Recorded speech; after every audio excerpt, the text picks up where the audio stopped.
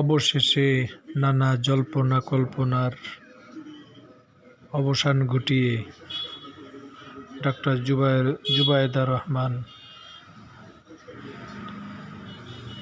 ঢাকা হযরত শাহজালাল আন্তর্জাতিক বিমানবন্দরে এসে পৌঁছেছেন।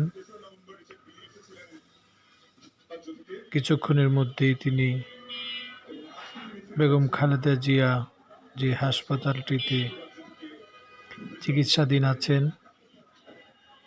এভার কেয়ার হাসপাতাল, সেখানে যাওয়ার জন্য রওনা হবেন। সারা দেশের মানুষ বেগম খালেদা জিয়ার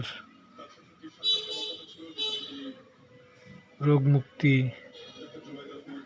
এবং সুস্থতার জন্য দোয়া করছেন।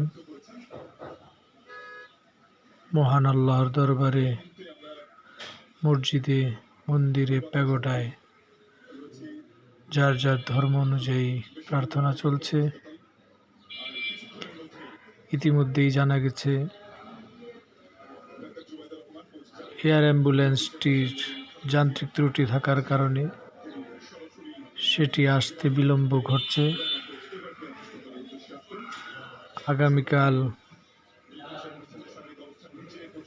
অথবা রবিবার এয়ার অ্যাম্বুলেন্সটি ঠিকঠাক মতো আসলে এবং বেগম খালেদা জিয়ার সার্বিক অবস্থা ঠিকঠাক থাকলে আগামী রবিবার নাগাদ উন্নত চিকিৎসার জন্য যুক্তরাজ্যের পথে রওনা হবেন এবং যুক্তরাজ্যের পথে রওনা হবেন এই জন্যই তার ছেলের বউ ডাক্তার জুবায়েদা রহমান বাংলাদেশে এসেছেন এবং ডাক্তার জুবায়েদা রহমান সহ আরও প্রায় 15 থেকে 17 জনের একটা টিম তার সাথে এয়ার অ্যাম্বুলেন্সে থাকবেন। সব কিছু ঠিকঠাক থাকলে আগামী কাল রাতের বেলা অথবা রবিবার তিনি রওনা হবেন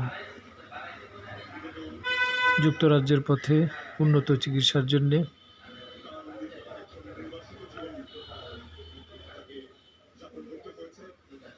প্রায় 10-12 দিন যাবতই সংকটাপন্ন অবস্থায় বেগম খালেদা জিয়া